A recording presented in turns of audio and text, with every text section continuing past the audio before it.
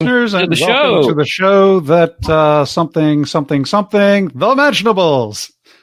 I'm Joel Fergus. And I'm Caleb Johnston. Today on the Mentionables, we're talking about hell. It's going to be a hell of a show. Very true. Very true. I couldn't have put it better myself. So, in diving in and talking about hell today, what exactly are we going to discuss, Joel?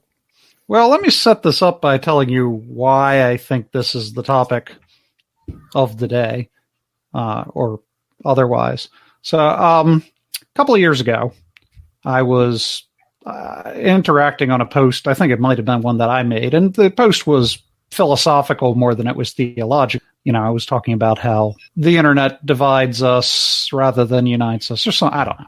Anyway, this girl that's not a friend of mine on Facebook jumps in and starts arguing, but she's not even addressing the point. She's trying to bait me on subjects theologically. Now, she wasn't a friend. I don't know how she had gotten the impression that I was the guy to talk about theology. She clearly was hostile unto it. And then, you know, I was like, yeah, this is not what I'm talking about. I kept trying to redirect. And she's like, yeah, I looked at your page and it says you're an apologist and you're not a very good one. I was like, well, what would a good apologist be saying right about now? She'd be like, he'd be defending the concept of hell and telling me how everybody goes to hell and hell. How I didn't take the bait. And, you know, it was one of those Facebook conversations where if I didn't respond within 30 seconds in the comments section, mind you, she was like, I scared you away. You aren't going to, I was like, you know, I do have a real life that extends beyond Facebook and I'm doing things right now.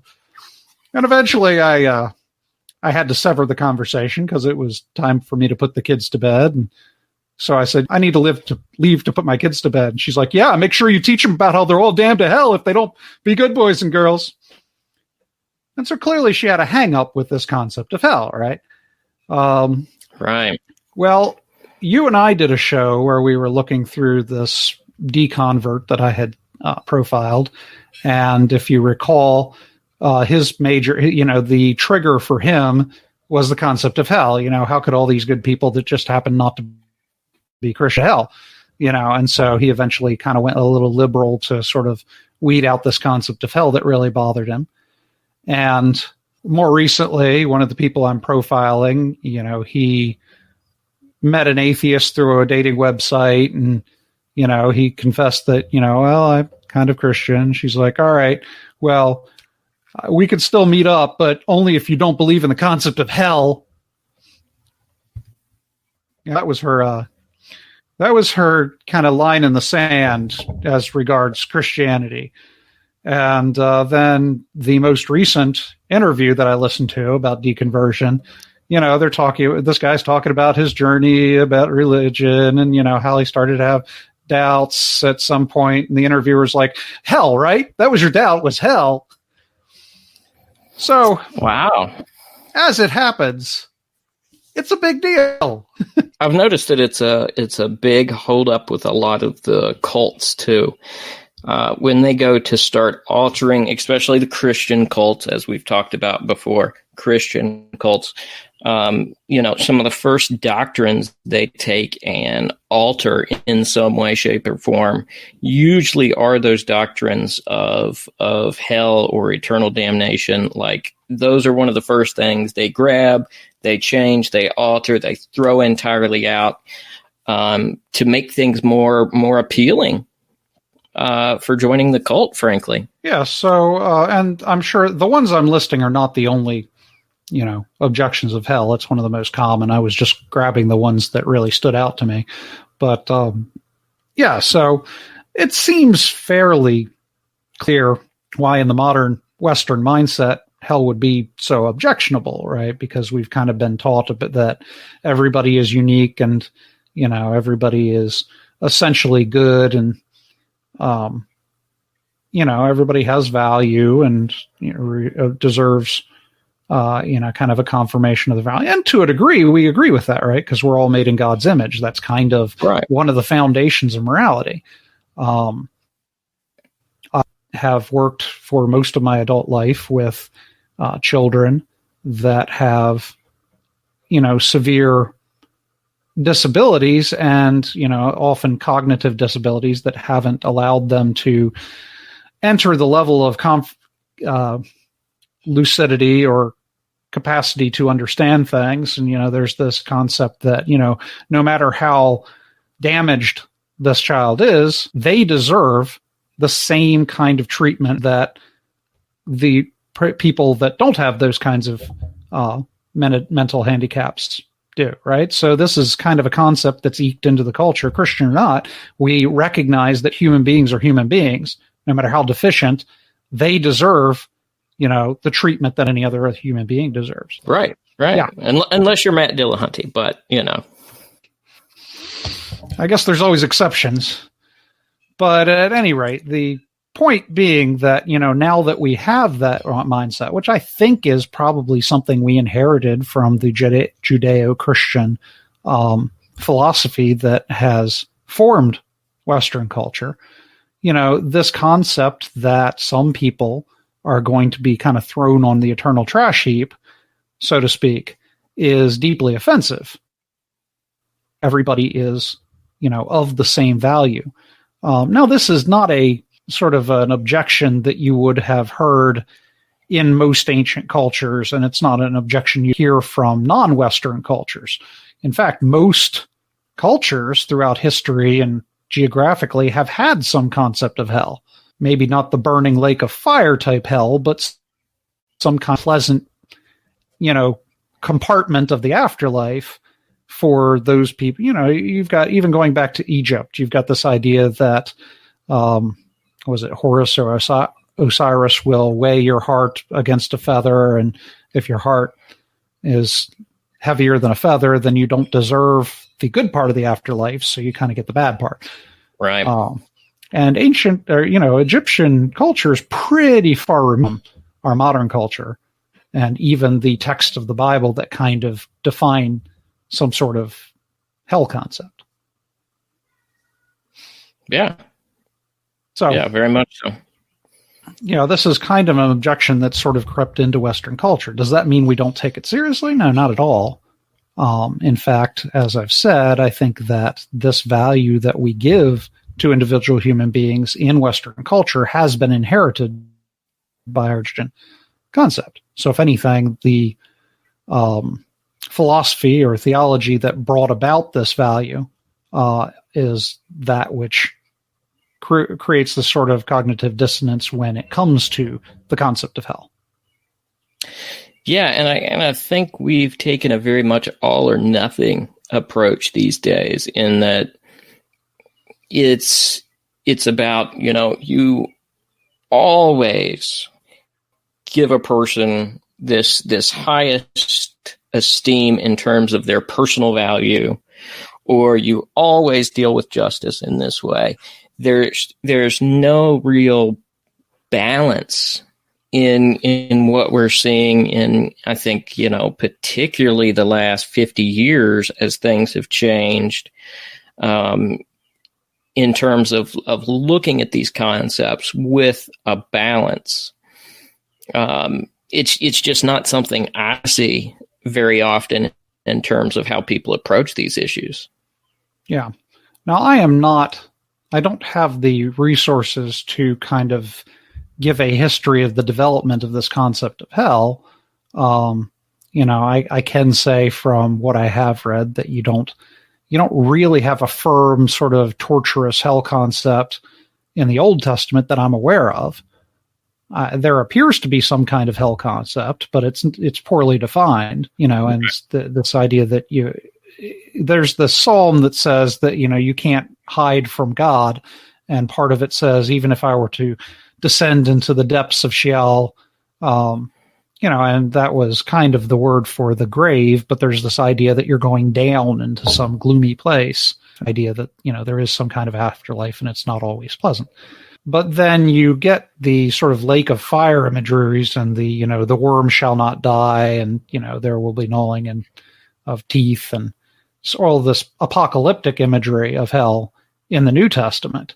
And, there's a good chance that apocalyptic is exactly the correct word for it because, we know that apocalyptic language in Scripture is sort of this exaggerated language used to convey some kind of meaning, often kind of a prophecy of judgment, right? So there's that to take into account.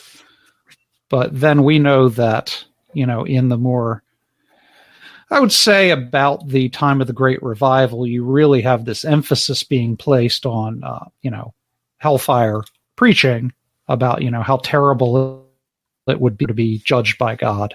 And then this is where this concept of this eternal conscious torment really gets brought out and emphasized in Christian culture. And, it may be that that's the time period that you really start to see this kind of fear of hell creep into the culture because the evangelism wasn't so much about, God loves you, etc.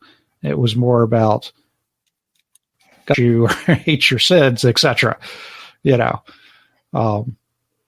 Not to say that you couldn't find biblical precedent for that kind of preaching, like, it is a terrible thing to fall in the hands of an angry God or something like that from the book of Hebrews. Now, I'm paraphrasing that. That's probably not the exact language, but you get the idea. Right. So that's my really brief thumbnail sketch of what I know of the history of how we've kind of graduated up to hell that we currently have. Anything to add to that? I know, too, that a lot of the contemporary imagery we see actually came from, much, much later development. So even though some of these concepts were present and developed within doctrine, a lot of the imagery we think of for hell came a lot in the Middle Ages, if I'm correct. With Dante's Inferno and Paradise Lost helped develop a lot of these things into kind of the contemporary visual, hellfire and brimstone and the devil with his pointy tail and all this stuff that listeners may kind of connect when they hear the word hell. And then I think probably even more recently, we get the idea that, the hell is ruled by the devil, and this is, a place where he's happy and tormenting other people, and kind of the bad place to go because, the devil and his demons rule there and rain down destruction and torture on everybody else.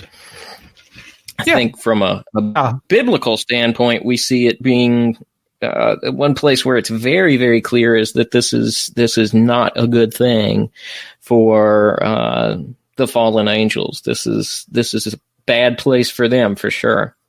Yeah, and you see that kind of language where Jesus cast out Legion and they tell him not to send them into the pit, which is very offhanded comment and not extrapolated upon at all in that passage.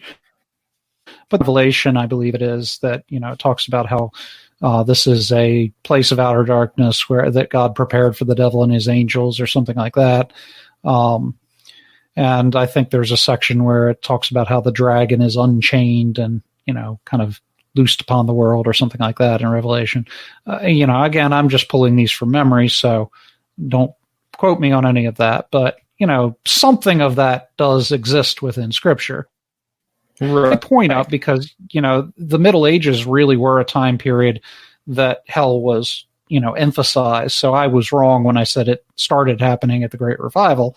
It didn't. It started in the Middle Ages, and you have literature about it, and you have a lot of really graphic paintings and art about it in that time period. So yeah, it's been a big concept in Christian culture for quite a while when you take that into account.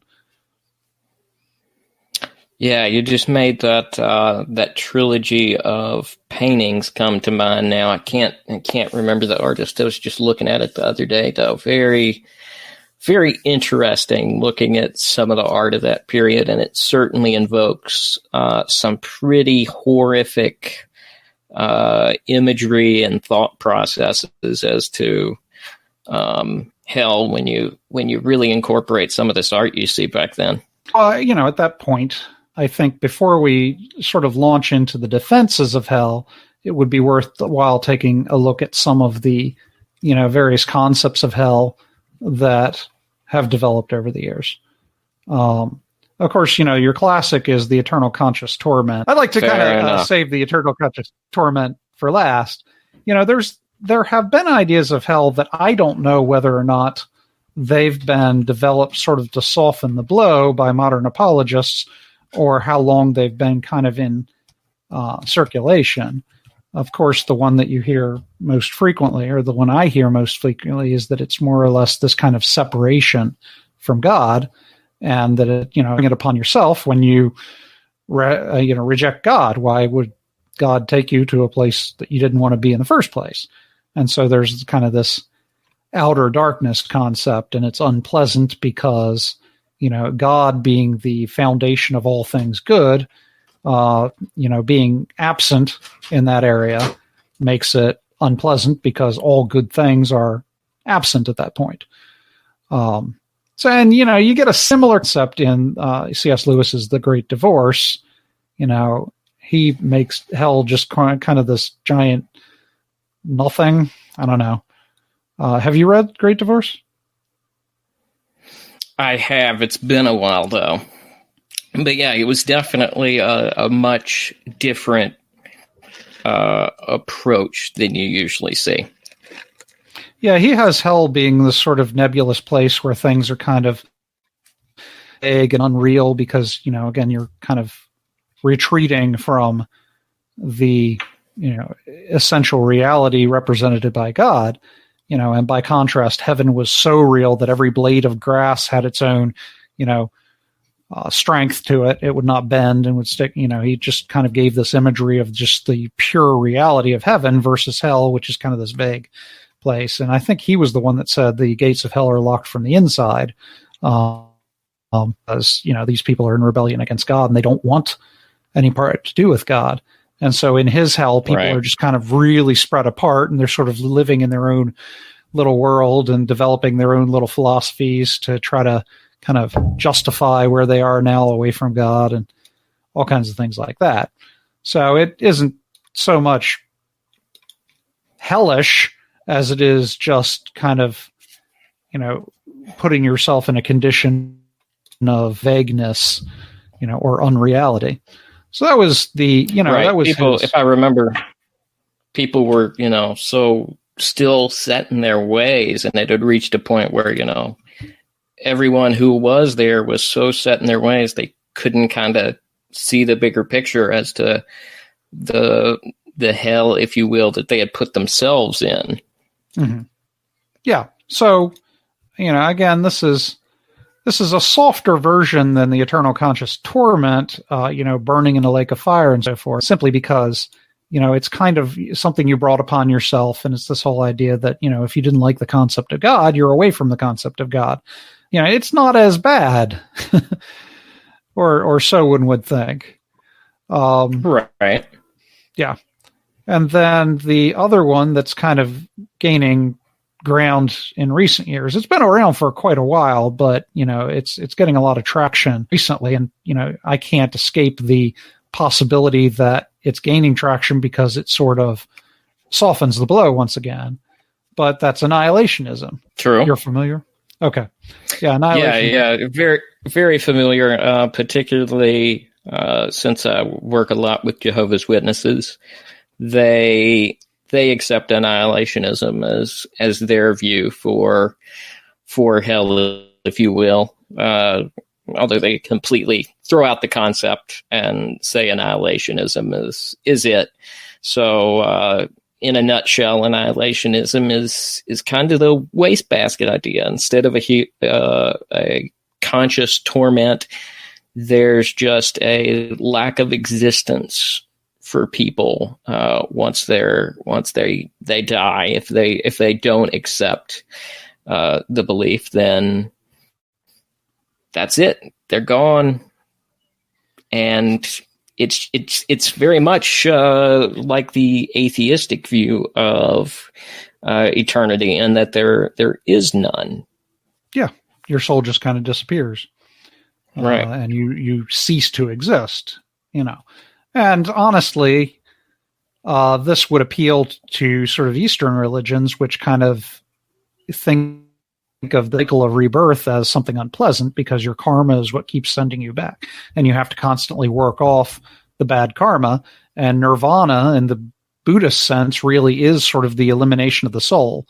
You have, cut the cycle and achieved sort of this cosmic nothingness where you no longer recycle back into harsh reality. And then, of course, atheists kind of expect it anyway. You go into nothing, you cease to exist. And, so in a sense, annihilationism is a lot less objectionable, simply because it's kind of what the various philosophies are working toward anyway. Right. And it's one of the first things Jehovah's Witnesses will throw at people when they're having conversations, particularly with Christians. One of the first things they will always throw at me in discussions is, "Oh, you believe in hell? You believe in hell? What a terrible concept that is. How a real loving God would never do that. We believe that, people are just gone when it's over with." And it's one of the first things they'll throw out there against Christians in particular. Yeah. So, there's annihilationism, and then there's sort of the Rob Bell Love Wins kind of, where I've never read the book, so I don't want to put words in his mouth, but generally this universal concept where either hell's just not a thing, everybody sort of achieves union with God and all roads lead to the same destination sort of thing, or at worst, hell is kind of a place of reform where you go and you just kind of learn, to dislike the bad parts of you and to love God, and you just kind of transition into the greatness of it. And so it's not terribly unpleasant. You're just it's kind of a purgatory kind of thing where you're just sort of suspended there as you learn to love God, and then you enter into union with God, just like everybody else. So yeah, a lot of Christian universalists, and even veering some into New Thought, kind of lean that way with a lot of things. Yeah. So those, and then before we get into eternal conscious torment, do you know any other models that I've missed? Let's see. Trying to think if anything else is coming to mind. There's some variances to all these to a certain degree, but none that greatly kind of differ. Did we touch at all on kind of the outer darkness view that hell is maybe not so much a separate destination from heaven, but is still being distant from God in terms of presence, location, that sort of thing? Yeah, that's what I meant when I was talking about sort of the C.S. Lewis type view, where it's separation from God, sort of separation from all things good type thing. That's what I was intending to talk about. Anything to add to that? No, I think that just brings up the point that, you could take any of these views and kind of alter a little bit. And so, when you encounter Christians, you may find people who have some kind of variance in these views. I think these views all capture kind of the major trains of thought, but there may be variance in terms of how that plays out theologically and exactly how people come to an understanding of this. But I think in general, we've captured kind of the major views. All right, so eternal conscious the orthodox ones. Okay. Yeah, so this is, the understanding that people more or less have of hell, where the biblical passage that kind of lead up to that is you have, this parable of Lazarus and the rich man, where The rich man is on the other side of this kind of chasm, and he's in a very unpleasant place where he's parched. And I don't remember the exact description of the place, but definitely it was unpleasant for him. And he's talking about, if just a drop of water on his lips would be enough to kind of ease some of the torment that he's feeling. And, he asks first to go back to his brothers and, tell them about this horrible fate that awaits them, and so on and so forth. So that paints a pretty unpleasant picture of the afterlife for the unredeemed. And then you have the lake of fire imagery, which I don't know where that comes from, so I couldn't tell you more than just the name. It's in the Bible somewhere, and then, you have this idea of being cast into the outer darkness. This comes from another parable that Jesus about the wedding feast, right? And so he invites all of these people to the wedding feast of his son. And, in the parable, I think this was meant to talk about the religious leaders of the time. And they all give an excuse why they can't come. And so he sends out the servants into the highways and byways and gets the crippled and the poor and the elderly and everybody else to come fill in the feast. And then all the people that come, it says they get cast into, he tells the servants, cast them into the outer darkness where there is weeping and wailing and gnashing of teeth. Now, again, this idea of outer darkness. That sounds like bedtime at my house. So this outer darkness could be representative of this idea of separation from God, but this whole idea of weeping and wailing and gnashing teeth has more of a internal conscious torment flavor to it. Right. And then, of course, about how the legion didn't want to be sent to the pit because presumably that was not a good place to be, and how God created this area for Satan and his angels, and he's sending these unredeemed. And, you have this parable of the wheat and the tares that Jesus tells about how, this person harvests his crop and he's got wheat and then he's got weeds. And so he goes through and he throws the weeds into a furnace and he keeps the wheat. And of course, the parable was intended to mean those which God accepts and those which God rejects in that respect. And there's that furnace imagery right there again of them being burned. Right. So this idea of fire and unpleasantness for those who do not accept God is pretty ubiquitous throughout the New Testament. A lot of it we get from the parables of Jesus, and so that raises a question right there of, how literally were we meant to take, because they were in fact parables. And this is something that some scholars use to kind of bring some doubt upon this question. But some of it we get from Revelation, which again is filled with apocalyptic imagery and so forth. So that is one of the things that casts some doubt upon this concept, only because you get it a lot less in the more theological writings of, say, Paul, or in the apocalyptic and parable writings. So there's that. But yeah, I mean, this essential view that, the human soul was created as something that was, by default immortal. This human soul cannot be quenched or destroyed unless you're an annihilationist. And so there are those who have been redeemed and go to live with God, which is very pleasant. Those who God rejects and sends to this place where they are in torment all the time, but they can never die.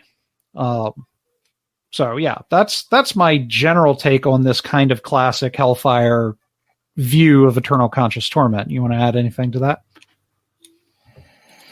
No, I think that's a good summary, and I think that's one of the ones you will most encounter within fundamentalist churches. Certainly, Baptist churches, you hear a lot of the hellfire and brimstone kind of preaching. And I think it's the one that has kind of caught the secular eye, if you will, in terms of that's the view that is kind of highest held in terms of this is what all Christians believe. It's this view of hell that is the most widespread and the one that is people I think even believe is the most accurate for Christendom. All right, yeah, and I mean, getting back to my deconversion studies, just a moment. This is, I think this objection looms large because of what you're talking about, this kind of sort of drifting to the more fundamentalist Baptist type idea where this is something that is preached and it's something that's really held, high on the spectrum of ideas that is really, really important. And I think to an extent that's this, it's this concept that drives evangelism. There's this firm desire to evangelize and become, bring people into the fold, if you will. And so this is a high motivation to do so. But again, it's also a motivation to, remain pure and act right. And especially under this concept that all good boys and girls go to heaven and bad boys and girls go to hell. Now, I say all of that to say this. In these deconversion stories that I review, there is this moment as they're starting to doubt and they're starting to drift away that they start to consider, well, what if I go to hell? And there's this real kind of horror and fear and everything that they feel, which is possibly, one of the drivers of hell being such an objectionable concept, is because, as they go away from Christianity, they have to hold into account this one possibility that they might be wrong. What's the penalty for being wrong? And you also have the idea of Occam's razor, right? So I don't know how much Occam sort of emphasized this idea of hell, but presumably it sort of hovered there as, one of the disadvantages on the con side, if you will. You mean Pascal's wager? Yeah, Pascal. What did I say? Occam's. You said Occam's razor. Sorry, that's a little bit of my own philosophy creeping in there. Oh yeah, I know you kind of tie the two together. So for other reasons, makes sense to mix them. Right, exactly. But yeah, Pascal's wager. It figures on the con side that, what if you're wrong? And, I think it's interesting from looking at the wager, just to sidetrack for a minute. But in terms of the views of hell of most major world religions, a lot have concepts that deal with good deeds and being a good person to avoid their hell concepts or the negative outcomes in the afterlife. And really, one of the objections to Pascal's wager is always that, well, you've got so many thousands of religious views, which one do you take at this point? It's pointless to make the wager because you've got so many different views. But really, when you boil down the views of hell, which ones actually have concepts of hell that are existent within them and that some people are going to be damned to, you really only have Islam and Christianity that hold up for consideration in terms of things that are decisions outside of being a good person. In Islam, Allah's going to choose who he wants, and if he's having a bad day, you're going to hell anyway. With Christianity, you can actually theoretically make the decision to accept Christ and to avoid hell. You have that option there in Christianity, as opposed to Islam, which, you can do some things that may please him along the way, but still, if he hits a bad day. So anyway, point being, with Pascal's wager, there is actual reasonable grounds, I think, to narrow that down to certain religions. And if you look at it in the scope of, well, here are the religions, here are the things that influence positive or negative outcomes in the afterlife.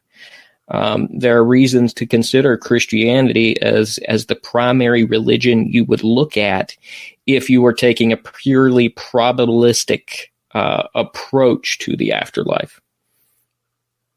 Yeah. So now that we've reviewed the various concepts of hell, do you want to cue me which one you favor?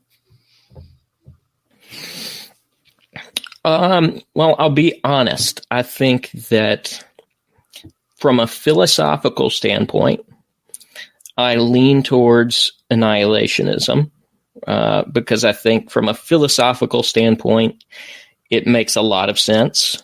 I think from a biblical standpoint, I do lean more towards eternal conscious torment or outer darkness type concepts. I think they hold up relatively well biblically. So you could say I'm undecided. What I do know from all this, though, is that any of these concepts are something I would want to avoid, even annihilationism. I think at the very least there would be a conscious awareness of what you've missed out on prior to the elimination of your consciousness. So I think that it's certainly not something good or that anyone would want to experience, regardless of which of these it is. So I haven't quite reconciled my philosophical and logical approach to the problem with my biblical approach to it yet. But that's kind of my take in a nutshell. So hell is one of the many things that I don't take a strong stand on, only because I haven't studied it to the degree that I would need to be satisfied of my view. But it is something that right there with you. That obviously exists. It's a concept that exists and that has to be dealt with. So based on what considerations I've had and what Bible I've read, I tend toward a version, I suppose, of eternal conscious torment, and I'll explain. I have a difficult time accepting the separation from God concept, only in that, this seems to denigrate to some degree the aspects of God that we know, which is the omnipresence. How could God truly be absent anywhere in the universe or anywhere in, some kind of reality, and it still be a reality? And, right. You get this in the Psalms. Again, I mentioned this before, that he says, even if I were to descend into the depths of Sheol, you are with me there. I'm certain that the Psalm to convey some other kind of concept than simply hell. But even so, it does kind of highlight this idea that the omnipresence of God is one of the essential aspects of God and is not something that could be escaped, on my understanding of omnipresence. So That's one of the reasons that I tend against the separation concept. Is, if we assume that which sustains all existence, then separation would essentially be annihilation. Being separated from the base of all, the grounding of all reality is the same as not existing. So there's that. True. I don't have a firm refutation of annihilationism.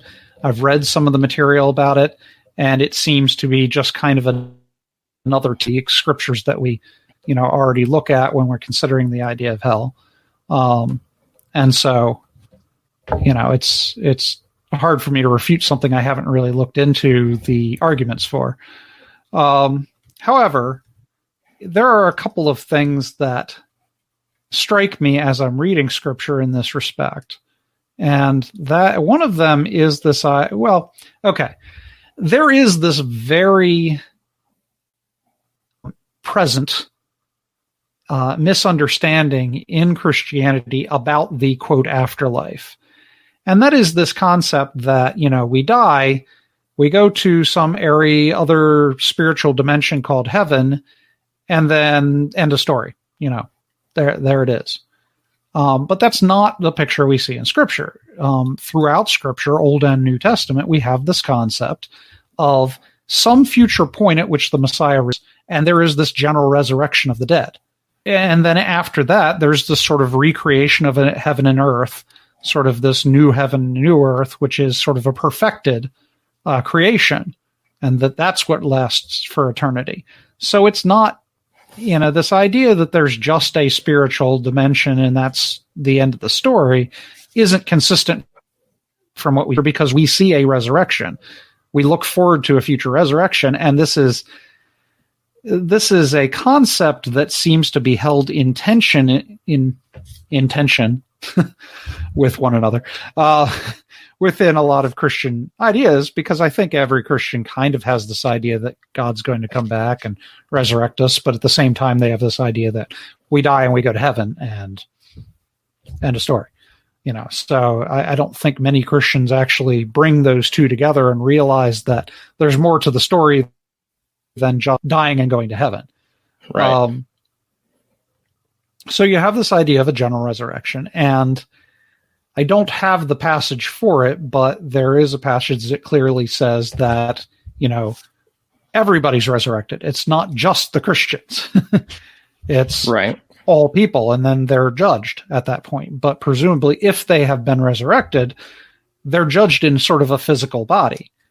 And so, at that point, what happens? It could be that, hey, everybody's resurrected, the new heaven and new earth are created, let's get these bad guys out of here. And then they get sent to hell. I don't think that that's very consistent. Presumably, they would continue to live along with those people who were quote unquote saved. Just to jump in, that verse you were mentioning there for listeners is Acts 24:15, and I have the same hope in God as these men themselves have, that there will be a resurrection of both the righteous and the wicked. Go. So yeah, thank you for looking that up. See, I wasn't just making that up. So that's actually in the Bible. And so Nick's article, when I read it, it matched up with a lot of the conclusions that I had come to.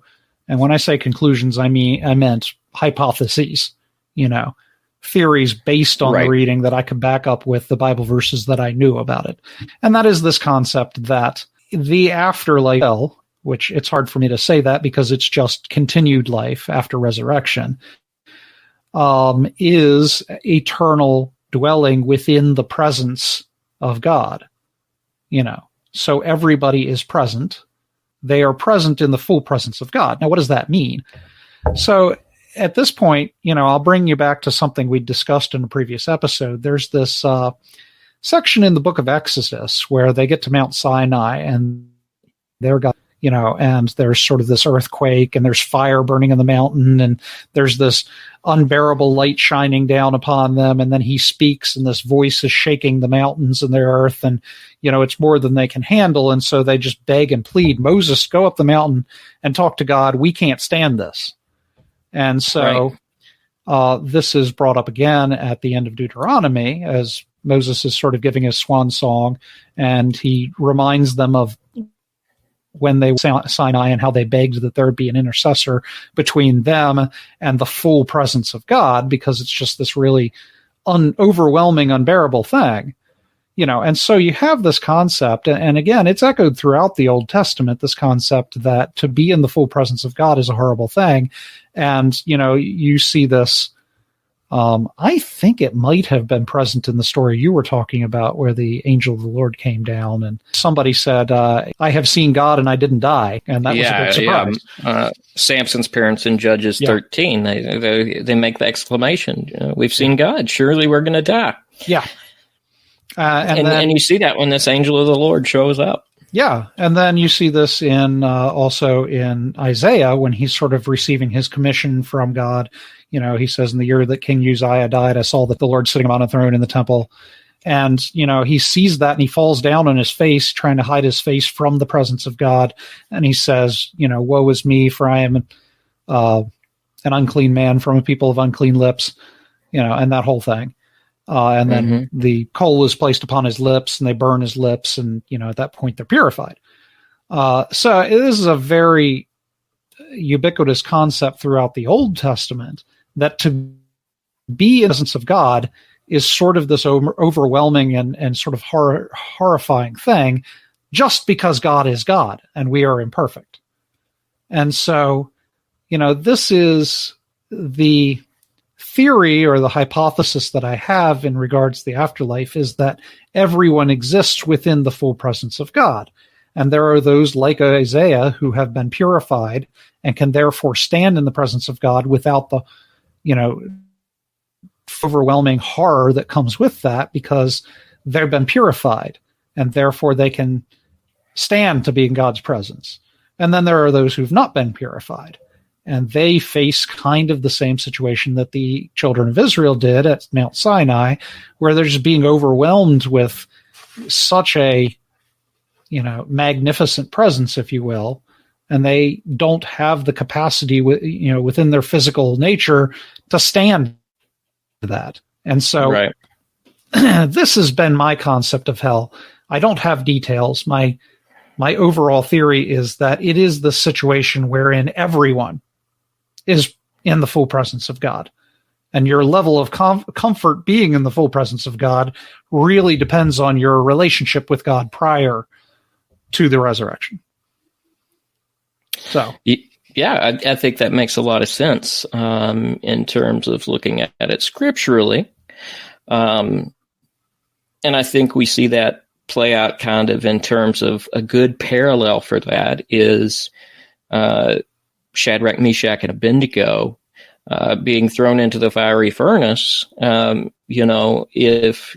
If that was a representation in any sense of what is to come, then they have a fourth figure in there with them who appears to be the angel of the Lord, or, as we discussed in that episode, the angel of the Lord appears to be Jesus in terms of his pre-incarnate appearance. And so, and as Christians, we believe he is our intercessor. So to be purified through his sacrifice and to accept him is to accept that he is there to intercede with the Father and to, in a sense, purify you, because you can't purify yourself in any way. There's no way to balance the scales of justice for what you've done, and Jesus does that through his sacrifice. And so I think that to consider, and I think one has to wonder, what is the ultimate outcome of that if you are in the presence of God and you don't have an intercessor? It makes sense to almost tie annihilationism into this, because how long could someone survive in the presence of God, given no intercessor, no protection for his glory and holiness? And if your sins have not been paid for or interceded for in any way, then how long can you stand in that presence?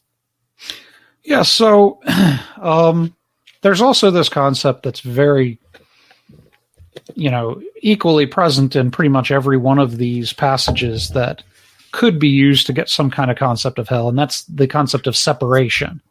You have the wheat and the tare, sheep and the goats. You have the, throne where he says, "Depart from me," and you have the wedding feast versus the outer darkness. This concept of separation. So one would have to conclude from that there must be some and then, Lazarus and the rich man too. There's this gulf he describes fixed between them that he can't cross over.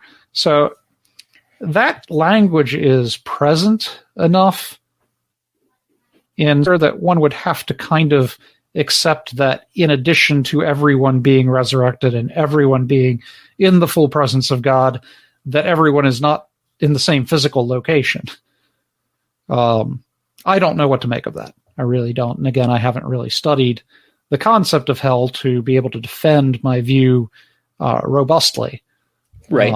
So I'm willing to look at and accept other arguments at this point. One that seems to be the most defensible to me based on what I've read. And I think that's fair. And I think that's something that's greatly missed today in general, is that, you know, these views do take a lot of reading and a lot of study to really understand and be able to grasp this concept in particular in a way that makes sense, and it comes with your whole theology attached to it, because some views won't make sense if you hold to a certain theological position, and others will fit quite nicely. So I think it comes down to really understanding and trying to read what the Bible actually says about this concept, and how that matches up with a good theological understanding of who God is. Because if you leave those kind of things out, then, you know, you may end up with a view that eventually, you know, you can't reconcile with your belief in God. And I think that's what happens to a lot of people, is their theology goes one direction, and these other concepts that are there go a completely different direction. And when that gap between the two is too much, it snaps. Yeah, so now that we've discussed the various models, if you will, of hell, let's take a look at the objection as it stands. So again, this is a very strong objection, at least in a lot of cases I've seen. So anecdotally, I can say that it's up there with the primary objections, and it, in some degree, it falls into this problem of evil, you know, in the same flavor as, you know, why would God command genocide, and why would God flood the world, and all of these things? Why would God X when X equals something extremely judgmental and punishing and unpleasant? Yeah, and, you know, hell exists as another thing in that particular category. And since it's kind of a concept that sort of flows into the New Testament and is contemporary with Jesus himself, and if we kind of do as many do and just kind of sweep aside the whole Old Testament to get rid of all those problems and focus on the New Testament, even the New Testament has this giant elephant in the room, and that being the concept of hell. And so, you know, ultimately it's this of, well, if God is love, how could a God that is loving, you know, send everyone that doesn't believe in him or hasn't gotten the chance to hear about him or is a good person otherwise, except for the fact that they're not into the whole religion thing? Or, you know, my great aunt Susie was had a heart of gold and was very nice to everyone, but she wasn't religious, and therefore she's suffering in hellfire forever. Kind of. And so, you know, the love of God is called into place, and it's just kind of this idea that I could not believe in a God that would do something like that to otherwise innocent people. And then, you know, that extends further into, hey, you're a Christian, and yet you accept this concept that most people that you know are going to die and then suffer eternally. And you're cool with that. That doesn't bother you. So, you know, I mean, in a nutshell, that's my best summary of the objection. I think that's a good summary. Okay. That's fair. All right. So now that we've done that, what's the apologetic defense there? Well, for me personally, I think you have to look at God's nature first. And if God is both all loving and all just, you have to be able to reconcile those two things. It's not a either or. It's not that he's either loving or he's just. It's that he's both loving and he's just. So that means that the sins of this life cannot go without justice. And it means that the individuals are not going to go without love. So for me, what it came down to was seeing that there has to be, in order to reconcile those two concepts, the bottom line is, regardless of what the just punishment is, which you could argue that, to sin against a all-powerful being is going to have eternal consequences to any individual who does that. So the argument could be made, but regardless of what the punishment is, whether it's separation, annihilation, any of these approaches to things, if God is both just and loving, then he's going to have a consequence for evil, and he's going to offer a way out.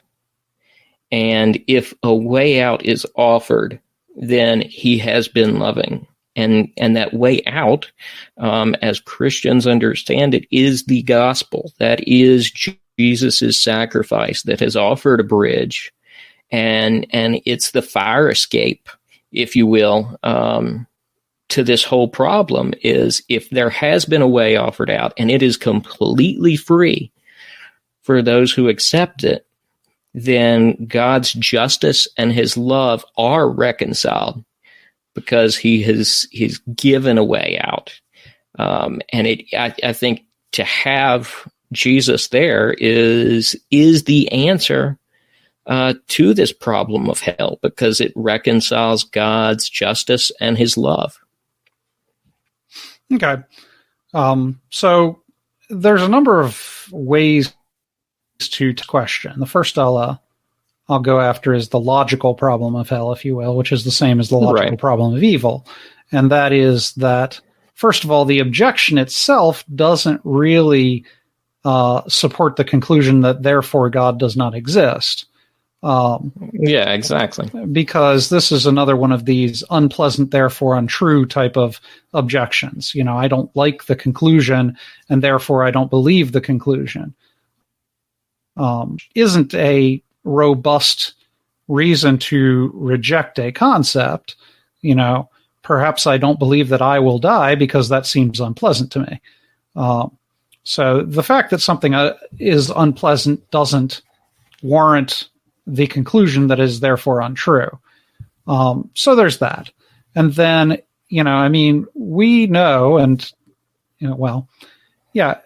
there's a verse in, it's Exodus again, and it talks about God, and it says that God is, a merciful God and long-suffering and forgiving of the sins of the people to the third and fourth generation.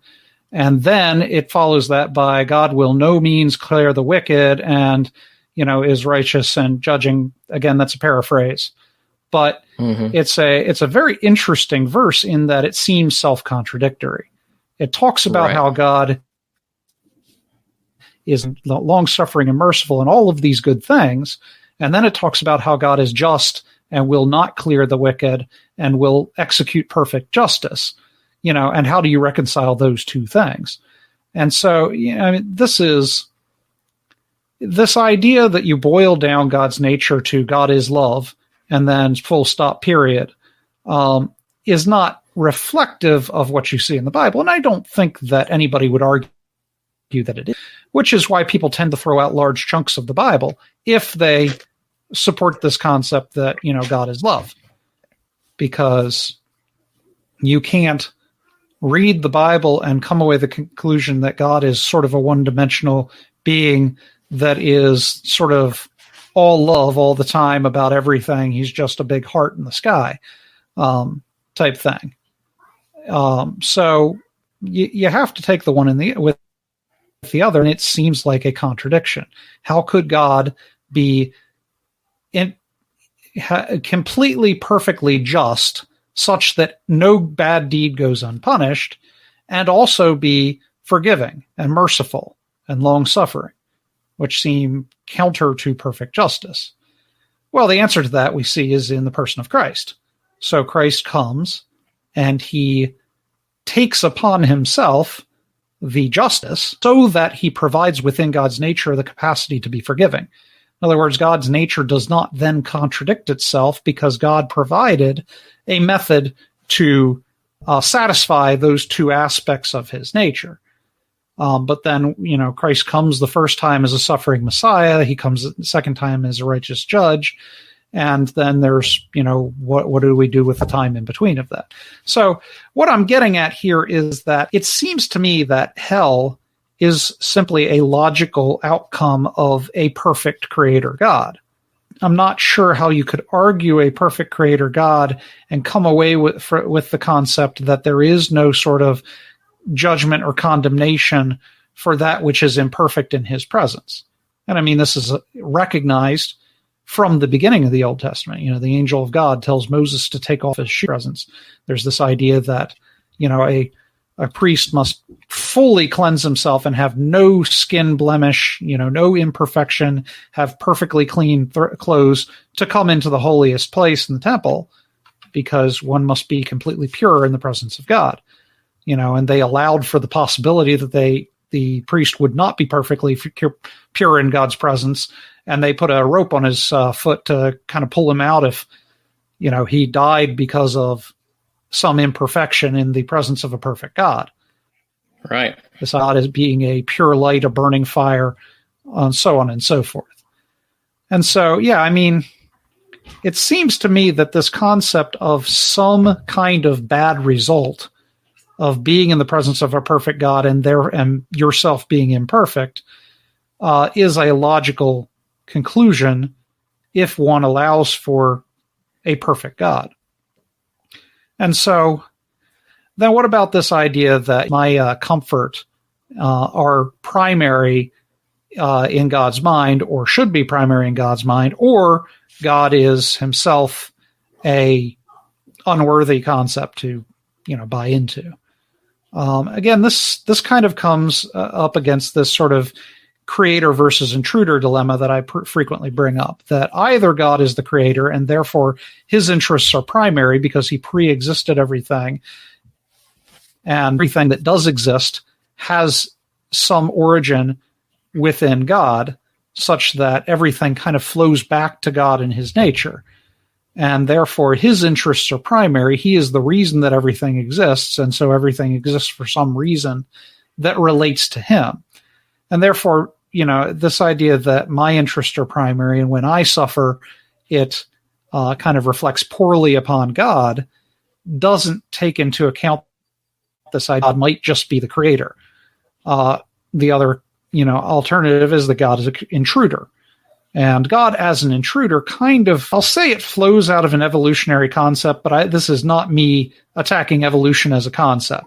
Right. What it is this idea that we can somehow come up with a concept of how everything got here without invoking a God. Mm-hmm. And if we can come up with this idea of how life and the universe got here, and that it needed no God in order to bring it about, then God, if he exists, is simply an intruder upon territory that he didn't, he has no right being upon. He wasn't involved in its origin, and he wasn't involved in my origin, and I create my own purpose. So if God kind of elbows himself into my world, he is doing so as an intruder, my guest, and therefore, he must abide by my rules. And if he doesn't, then I don't accept him. Creator has to kind of put God at primary. And again, you fall against this unpleasant, therefore untrue. Or, God is the creator, and unpleasant as it might be, his, interests are primary. And therefore, I could choose to diss God because the, possibility of God has bad consequences upon me, but that is not to say that my dislike of the concept of hell is therefore proof against the existence of God. Right. I think that makes sense. And I think it's something that people should be willing to, at the very least, consider, that these concepts may not be in conflict as much as their preconceptions about them may make it seem. Yeah. So, I mean, again, like so many things in the atheist grab bag, the power of this argument is the emotional aspect of the argument. It's very unpleasant to contemplate. It's, saddening, angering, frightful, and because it invokes so many of these emotions, one would prefer a worldview that did not invoke that discomfort. Right. And I'm sure, given how prevalent this is as an issue, this won't be the last time we'll cover it in some way, shape, or form. We've covered elements of it before, and I'm sure we'll cover a lot of it again. Because, like you said, the power lies in the emotion behind it. Mm-hmm. Yeah, it's interesting to me that this is such a primary argument. So, like, for instance, take the woman that said, I won't meet up with you, I won't have anything to do with you if you believe in the concept of hell. Well, I mean, if you don't believe in the concept of hell, it shouldn't have any kind of threat to you at all. It's just something that some people believe that's, their own little delusion. Or frightened of hell, there's, a way that one can easily escape the consequences of hell. So it doesn't, I would not take, again, I've already given the logical argument against this, this objection.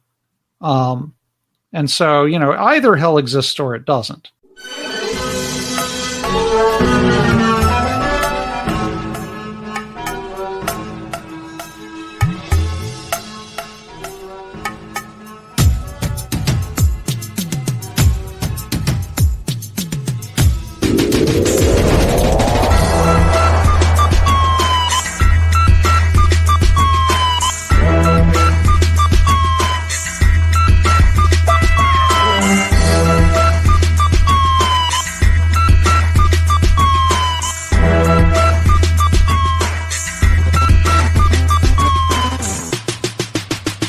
We are The Mentionables.